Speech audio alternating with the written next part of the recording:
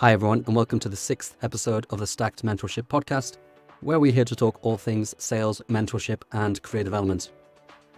On today's episode, I'm excited to be speaking with Bruno, who is Head of Business Development over at Synthesia and spent 2 years as Manager of Sales Development at ZoomInfo.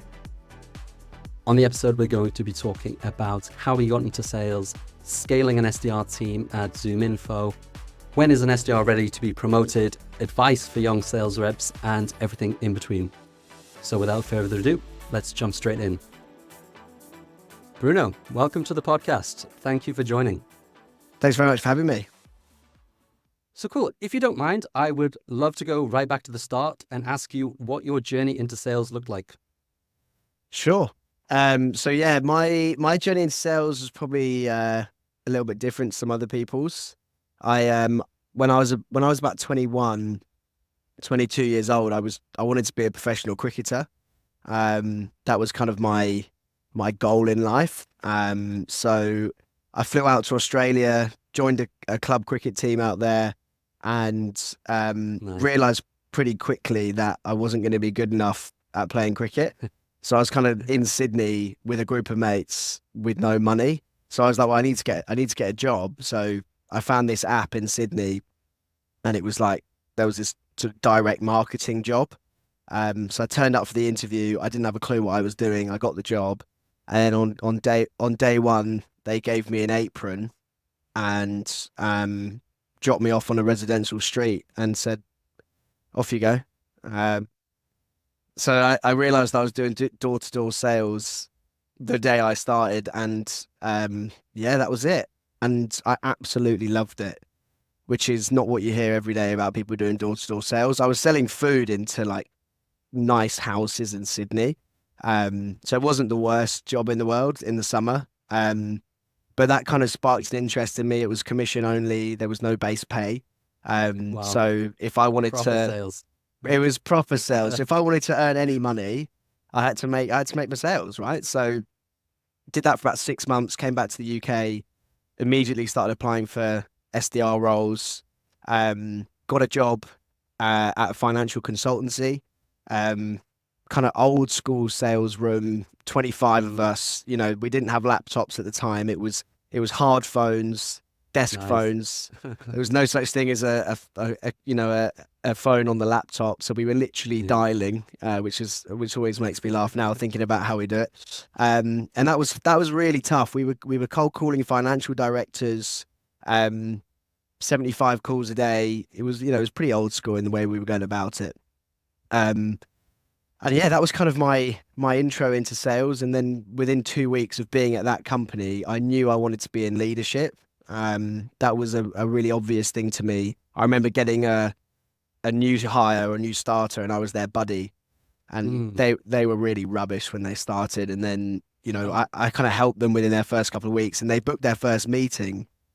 And I'll always remember how much energy I got from them booking their first meeting compared to mine. I didn't care as much when I booked demos. Sure. But when these guys were booking demos, I got more out of it. So I always knew I wanted to go into leadership as well. So I was quite lucky in that my career path was very obvious as to what I wanted to do from there. Obviously, something that is top of mind for a lot of SDRs, BDRs at that point is, could you go down the route of being maybe the account exec or something? Yeah. Did you kind of have this debate in your mind, or like you said, you kind of knew early on management was the way you wanted to go?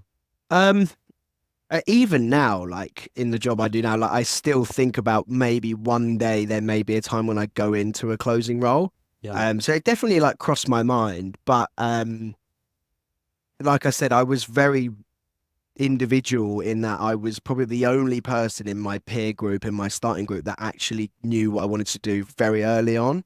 A lot of people just go down that AE path because that is the natural route of the skill set that you're learning, and kind of fall into the AE role. But I was slightly different in that I was speaking to my leadership from month 2. How do I get into your position? Like, how do I get into a leadership role? So I was lucky in that I started my development into leadership very early on.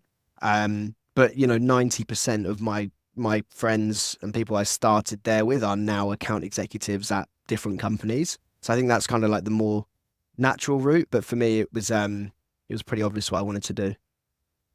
Interesting. And do you kind of have any, I don't know, tips, advice for SDRs maybe who are at that point, who are thinking, okay, they're kind of now at the point, maybe they have both of these options open. Like you said, it is more of the kind of well-trodden path as a word to go to account exec on basically how they should make this decision. Well, it's a good question, because if you don't know the answer, I was sitting in some one-to-ones this week, and the answers are so varied now. Like, there's some of my SDRs at Synthesia who want to go into the renewals team, and some of them want to go into the onboarding team. So like, I think that route is so undefined now, which is great. Advice I'd give to people is, first of all, if you're an SDR and you're paired with an AE, like, use that to your advantage. Maybe shadow a couple of their calls, maybe put an extra 30 minutes in their calendar to learn more about their day to day, and then do that with other people in the business. Like, if you're interested, or like, what do the renewals team do? Well, like, go and find out, like, go and speak to a renewals manager, or B, speak to the head of the renewals team and find out what that role actually consists of. Because the most important thing is, we all have an idea of what a role looks like, and maybe the commission you get from it, the salary you get paid. But actually what really matters is the day to day, because that's what you've got to actually do. Like, everyone loves the end of the month when, you check your bank account and you've been paid. That's great. But what gets you to that point is the day to day, and it varies so massively between each role.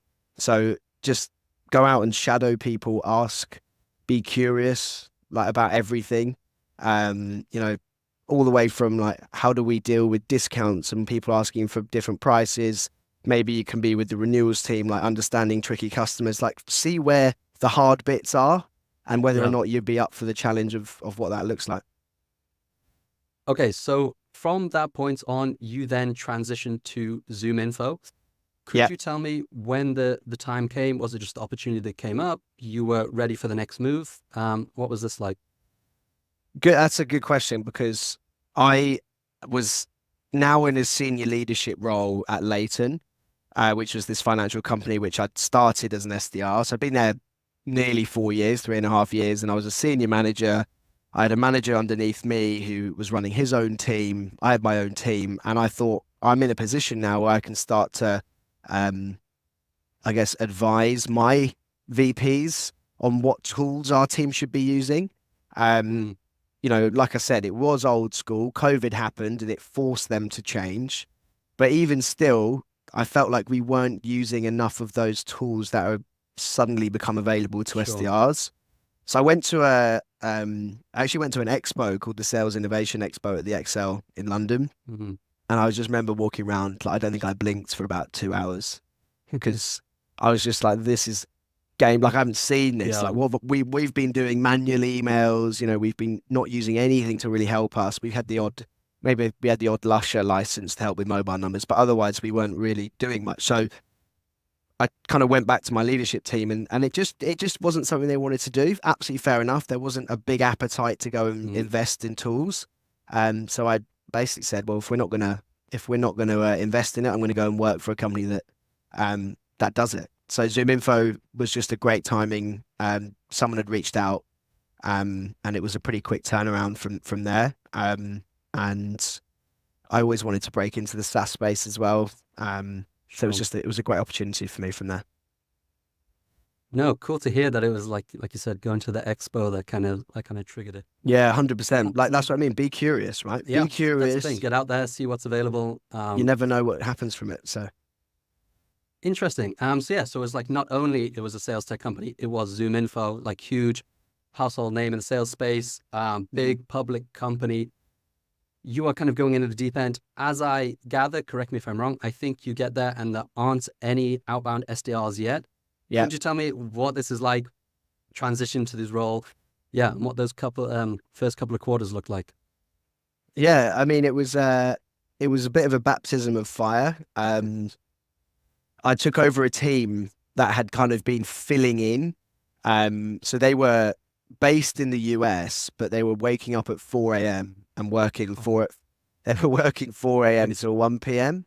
So not only were they doing that, but they were kind of, cold calling at, 10 past 4 if the born into a country where they've never been, or like it was extraordinary. And you know what? They were amazing, but ultimately the goal was to get them back onto US hours and replace them with my own team, because I almost felt guilty at 4:15 jumping on a one-to-one with someone and be like, what's the plans for the week on a Monday? And they're like, it's pitch black for the next 3 hours. So hiring, big scale hiring, that was hard. We had a quick turnaround in terms of like trying to fill the roles. And we probably actually made a few mistakes, if I'm honest, just by the pace at which we were trying to hire. We had a really aggressive number that we needed to hit in terms of headcount, and we didn't have much time to get there. So in hindsight, one of the biggest lessons was, like, it doesn't matter how many people you need and how quickly you need them. Like, you've got to make sure that you do the right interview process and you don't rush those conversations. So that's what I mean by the baptism of fire. There was a couple of things, but we probably got this one wrong or the other one wrong.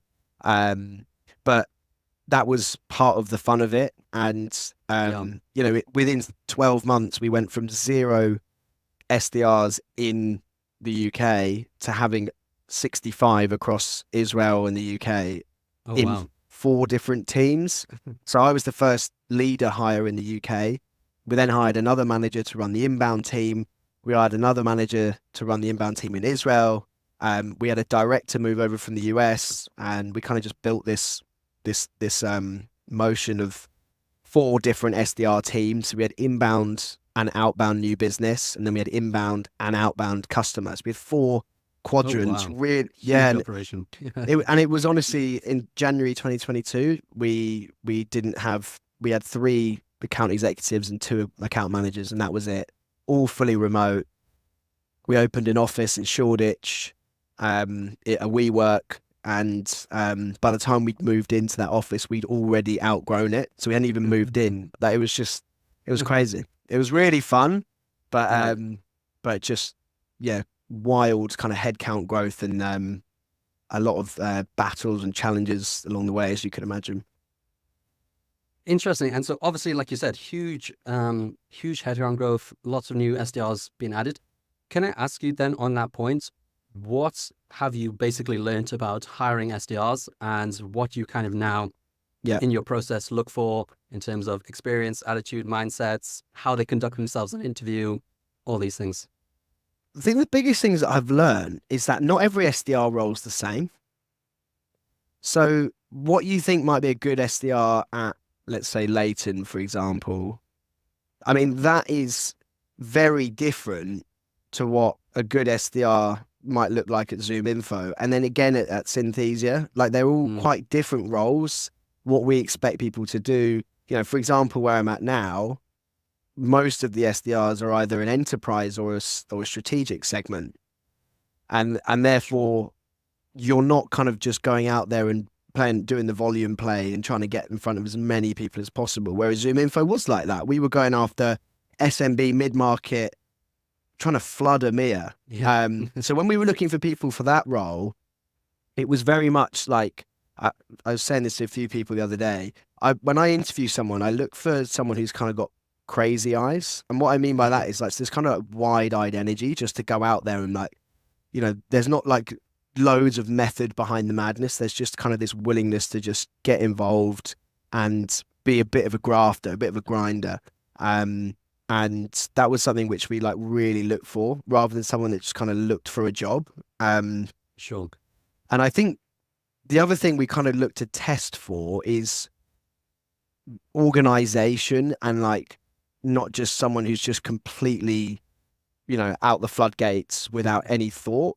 So I always say to people, like, you can have the best cold call track, you could be the best smooth talker in the world, but if you're not organized and, like, disciplined in how you go about your day, then that doesn't matter. The people that are consistently disciplined are the ones that are more successful than anyone else.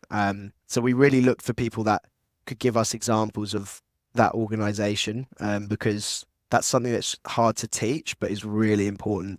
If you're naturally unorganized, it's definitely a challenge to Sure. get going in the SDR role. Sure. Okay, cool. And then so SDR, they make it through your hiring process. In terms of then the kind of next steps on what makes a successful SDR, in your opinion, is it just kind of as long as they practice what they preach in terms of they have the organization, they have this kind of like wide-eyed, relentless work ethic? Or did you find there were other skills that would basically kind of help predict whether this SDR is going to turn over or whether they're actually going to be a long-term success? I think the first word that comes to mind is like collaboration. So whether that be with other members of the team, whether that be with me, or whether that be with the wider business. One of the best SDRs I've worked with at ZoomInfo, I asked her like what she'd done in her onboarding in her first couple of weeks, and she said she spoke to, I think, 35 people in the business. Hmm.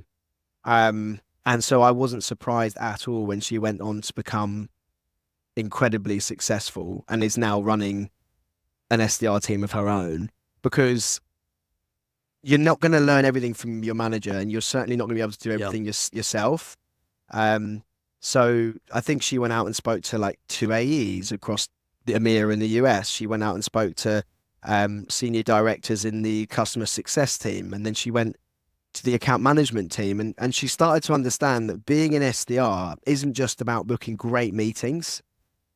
You've got to make sure that, and this is a hard one for a lot of people to understand, but the quality that you bring in for your account executives isn't just to close new business. You've got to think further down the funnel, because when that comes to renewal in 12 months' time, is this a business that actually needs us and is going to use us again and again and again?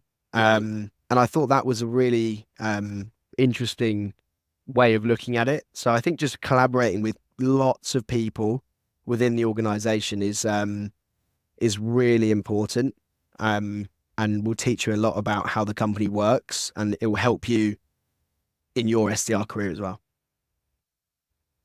Interesting. Okay, cool. So now we're in the position that SDR is successful. They do have these qualities. They are, let's say, a top performer. I imagine over your time at ZoomInfo, you would have promoted a lot of SDRs, maybe to senior SDRs, maybe from inbound to outbound. Could you tell me, in your experience, when is an SDR ready to be promoted? That is the best question of all time, isn't it? Because I don't think there's like a right answer just generalizing for people. I think companies need to set that out in a framework. What we look for now is very different to how ZoomInfo are operating, and that was because ZoomInfo didn't really want to go external with their AE hires. They wanted the SDR to be like an SDR academy, a hub where you went and got promoted to AE.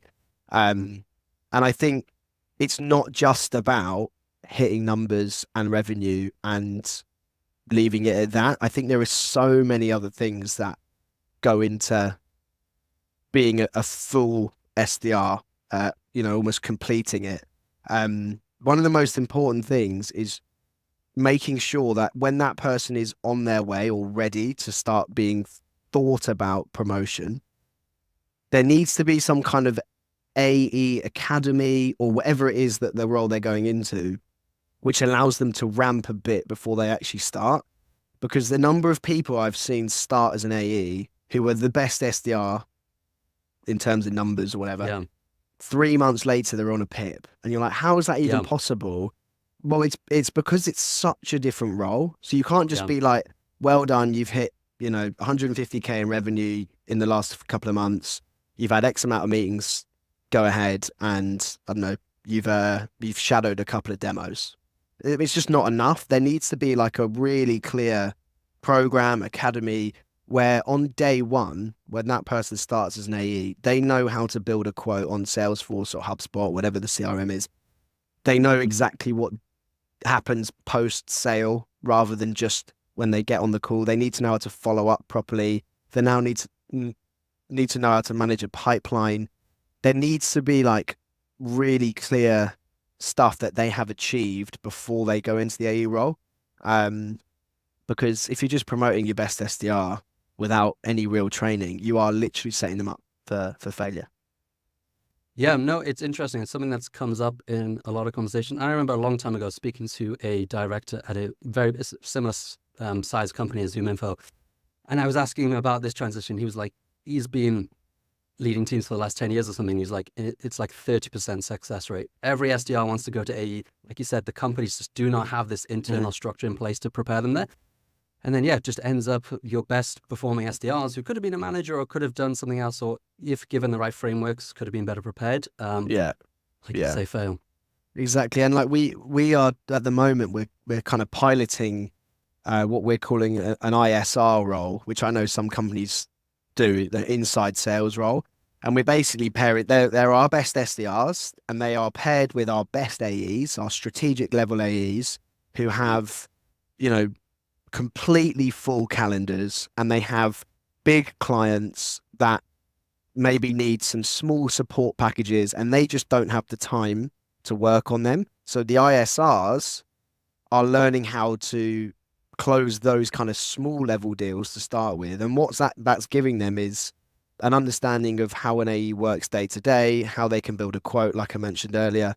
And they also have a SDR quota attached to them. So they're not just stopping the role, but it's kind of cut in half. So they're doing half of their time. Nice transition, yeah. Yeah. And then by the time that, you know, if they succeed in the ISR role, you know, for example, one of the guys in my team's done it for the last 7.5 weeks. And, you know, he's brought in kind of 3 or 4 small deals, but he's learned how to do that process. So when that AE role comes up, he's going to be in a much better position than he was if he'd just gone SDR straight to AE. Interesting. Okay, so cool. So there is on your LinkedIn, and I would recommend anyone listen to this, go and check it out. You have this great post on your featured section, which is, I think you are playing a game of objection ball. You're throwing around the team. Game aside, because I'm sure it's a great game, could you tell me basically what goes into building a culture where SDRs can perform their best?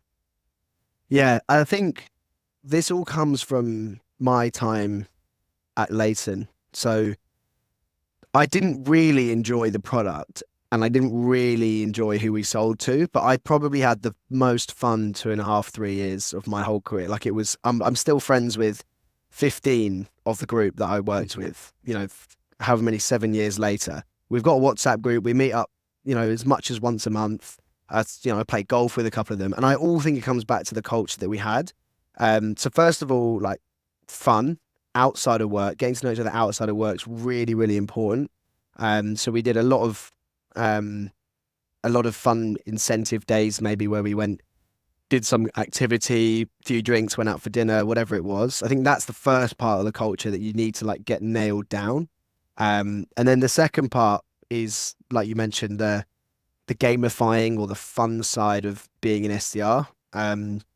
Because I don't think anyone wakes up at 6 o'clock on a Monday and goes, you know, I can't wait to cold call this morning. It just doesn't happen. So like, how do you make people go, I can't wait to get in the office? And I think we do a lot of trying to make the job fun, whether that be through spiffs and incentives. You know, maybe it's like, you know, most outbound meetings booked today gets to leave at 2 o'clock, making it that kind of competitive nature fun. All the way down to like, are we trying to push something as a company, and how do we gamify it? That's how my brain works as a leader now. So if my VP of sales goes, we need to target higher level titles, because at the moment we're targeting middle management, we need to go to VP level. Rather than me just relaying that back to the team, I'll think of a way of how we can gamify that. Yeah. So I've played things like SDR bingo before. So you've got a bingo board, and then, you know, one of the things on there might be like books a meeting with a VP title, and you cross it off, and then, you know, the team that wins gets a Friday off, or maybe some spiff money, or we take them out for dinner or something. But that creates a fun culture in, you're not just doing stuff because your boss told you, but you're doing stuff that's going to benefit you and the company at the same time. And then I think the last thing is just like a coaching culture is so important. If I'm just dictating every huddle, everyone just gets bored, right? Like everyone gets bored of my voice and people stop listening. So I love huddles where it's actually basically led by the team and you're just there guiding it in the right direction. So we might do a call review, but I won't actually give any feedback until the end. The rest of the team are getting involved, and I think we share bad ones, and that's really important. Everyone gets hung up on. Everyone fluffs their lines. First cold call on a Monday, someone might just forget how to speak. It all has it's happened before. Yeah. We'll get on a huddle on a Tuesday, and we'll be like, right, guys, 5 minutes having a laugh here, and then we'll just play a couple of people getting hung up on, and we'll all sit there and we'll all enjoy it and laugh about it, and then that's it, and everyone goes, it's not that bad. And I think that really helps build stuff like resilience, and just mentally, it's less challenging when you're in a group and stuff like that happens, especially when there's remote work and people work from home. So yeah, those are probably like the 3 ways I try and build the culture. Okay, so we talked a lot of kind of responsibilities that you have here. It's hiring, promoting, building culture, coaching, all of these kind of things. Could you kind of give both sides of the argument to maybe, I don't know, younger SDRs who listen to this, basically why should or shouldn't someone want to become a manager? I think honestly, it comes down to your belief in why you're doing your job. Like, most salespeople are, and I don't think selfish is a bad word in this sense. I think most salespeople are selfish, and that's great. Like, you want to earn the most money, you want to close the biggest deals, you want to have the nicest life. Like, that's just normal for a lot of salespeople. And therefore, I know so many people that would never want to be a manager because they can't be asked to deal with anyone else apart from themselves. Yeah. There's a lot of really difficult stuff about being a leader. Not least, every day you've probably got someone who is struggling. So you could have 99% of the team smashing it. But if there's one person that's not, that's where your focus goes. So there's sometimes a feeling as a leader that you're never 100% happy or satisfied. Whereas as a sales rep, you can have a great day. You don't care about anyone else. You go home to your wife or your husband or whatever it is, and you go, what a great day. And I just don't think that happens as much as a leader. So you've got to be prepared for never always being fulfilled or satisfied in the same way as if you'd closed the massive deal, because there's always something that needs fixing, improving, working on. I personally don't mind that. I quite enjoy there's always something we can get better at and improve. But I know a lot of people just, they can't be bothered to have that. They want to go home on a Friday and think, what a great week for me. So there's a lot of different mindsets between being a leader and an individual contributor. And I would say that is very individual, and you'll know in yourself which kind of category you fall into. Interesting. Okay. And just zooming out a little bit in terms of your overall kind of career trajectory, could you tell me the role and kind of impact mentorship had on your sales career? Maybe both, and you can answer this both as maybe being mentored if you were as an early rep, and then kind of now the role you play as the mentor. Yeah. I think there's more room now than ever for people to have like external coaching, external mentors. I personally was very lucky in my first role where my manager was exceptional, and I don't think everyone has that, but like I got very, very well looked after, both on a skill set point of view, but actually also on like an emotional point of view. And I think not everyone has that in their company. And I know a lot of people now go external for that help. So whether that be an independent sales coach, or whether that be I've done a leadership course, for example, where I felt like I needed that external help for someone who's been in business for 20 years rather than someone that's just been a sales leader at a SaaS company. And I think now, as much as I would love my ego to say I'm a great mentor for my team, I still think, and I would have absolutely no issue in any of my team seeking that external mentorship or external coaching, because there's only so much I can give them. And you'll know as well as anyone, right? I'm not going to get the full truth as a leader. And I think that's the one thing that Yeah. we see a lot of is I jump on a one-to-one and I'm like, how's the week going? And they go, yeah, it's fine. It's fine. And I'm like, well, it's not fine. It's Yeah. So I think that is a really important part of being a mentor. You can find that in a company, in your own company, but someone in a different department. But ultimately, there's only so much you're going to get told from your manager, or sorry, from your rep. And as a manager, you've got to be aware that you're never going to have the full the full understanding. So sometimes that external mentorship and coaching can really help bring you to the next level and fix an actual problem, which maybe you don't want to be shouting about too much to leadership within your firm. No, good to hear it. And now you have transitioned to Synthesia. This is obviously like scale up. You coming from this kind of like enterprisey level background. Interested to know what was it about Synthesia that you want to do? What the challenge is like now? I think you're still in the first couple of months into the role. Yeah, always worked at I worked at 2 enterprise companies. Leighton was, I don't know, a couple of thousand people, and then ZoomInfo was 4,000. I think I just felt like even if I was doing my best work at either company, I had, I guess, a ceiling in what I could impact. And I don't mean that in a negative way. I just think that's the way that companies like that work, right? Sure. Like, yeah. You know, if I did amazing work, that would make my team better. And I think you get to a point when you want more.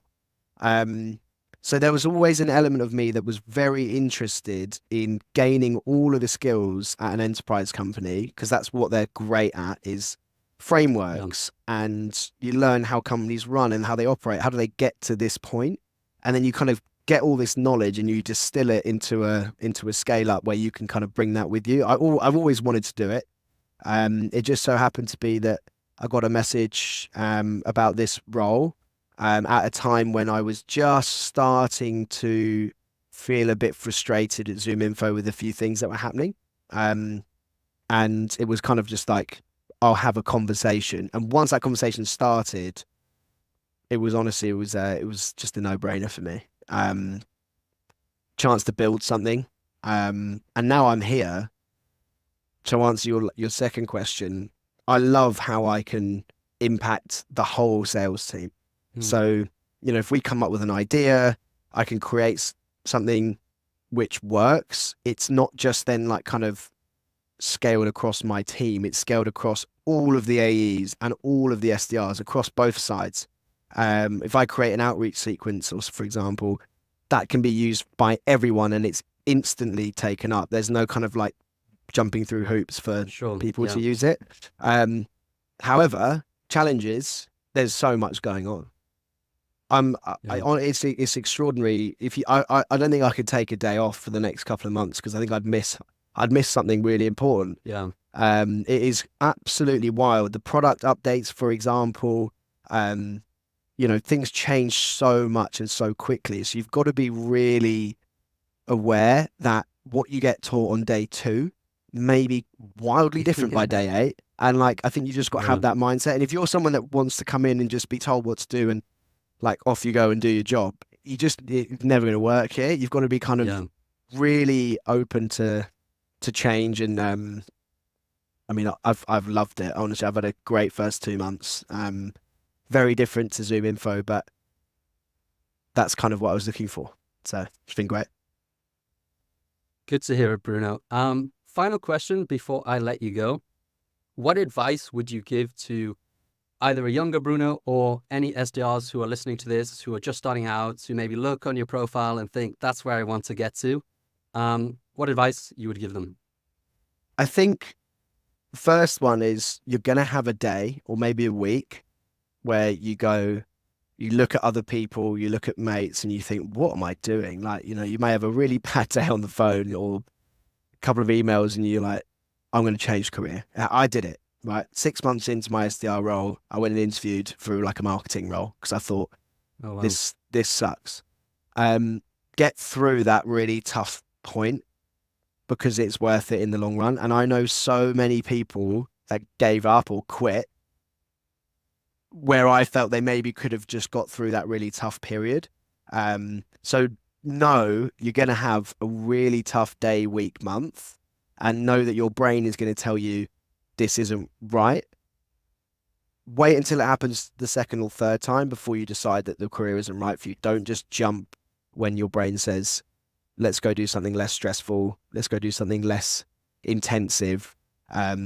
Because every single person goes through that period. So that would be like the biggest piece of advice, because I very nearly left after a short period of time. And I'm very grateful that I listened to my brain and said, this is normal. You'll get through it. Yeah. And I think that's the main thing that stands out.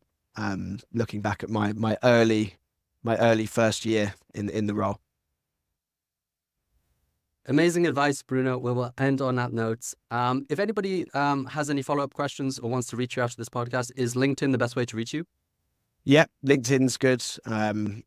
Anyone can connect with me there, and I'll try and be as responsive as I can.